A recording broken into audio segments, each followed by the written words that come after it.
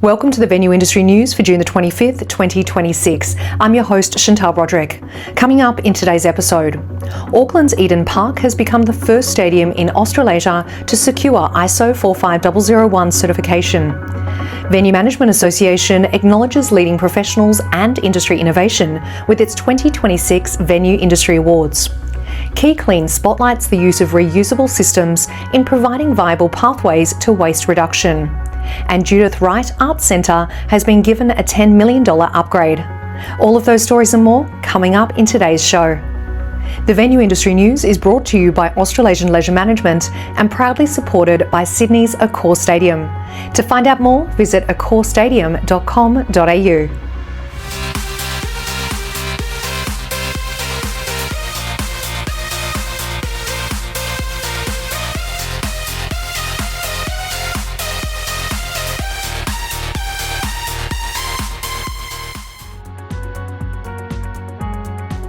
Auckland's Eden Park has become the first stadium in Australasia to secure ISO 45001 certification, the internationally recognised standard for occupational health and safety management systems. The certification recognises Eden Park's commitment to providing a safe environment for employees, athletes, performers, partners, volunteers, and the thousands of fans and guests who come through the venue's gates every year. Representatives from Live Performance Australia have been in Canberra this week to build support for Australian artists, creatives and production and technical crews. Tim Minchin, internationally acclaimed Australian composer, actor, writer and director, joined the representatives for meetings at Parliament House. He also attended the official launch of the new parliamentary Friends of Live Performance group. The Venue Management Association has acknowledged leading and rising professionals as well as industry innovation with its 2026 Venue Industry Awards. The awards were presented last week at the 2026 Asia Pacific Venue Industry Congress Gala Dinner in Adelaide. Among the winners, Scott Fitzgerald, General Manager of the AFL's Marvel Stadium, was named the 2026 Venue Industry Awards Venue Professional of the Year. Marvel Stadium was also named as the recipient of the Venue Innovation of the Year Award. Gavin Taylor, Managing Director at Ticketmaster Australia, was named Allied Professional of the Year, and Esha Kumar, Legal Counsel at Melbourne Park, was presented with the award for Young Achiever of the Year. Melbourne's Marvel Stadium is to launch a new roof climb experience as part of a series of year-round activations. Business events held at the Adelaide Convention Centre generated a record $314 million for the South Australian economy over the last 12 months. The centre hosted 125 business events, including 78 major national and international conferences and exhibitions. The Queensland Government has revealed concepts for the upgrade of Brisbane's Suncorp Stadium. Features include an Australia-first wraparound LED video screen, new terrace viewing platforms and entertainment zones, as well as new external screens to boost activation around the venue. The elimination of single-use plastics across all major Australian sport and entertainment venues and the coordinated strategic adoption of reusables will deliver significant environmental, operational and commercial benefits, according to an independent study conducted by Quayclean Australia. Quayclean is the leading provider of cleaning, hygiene and waste services to major Australian venues.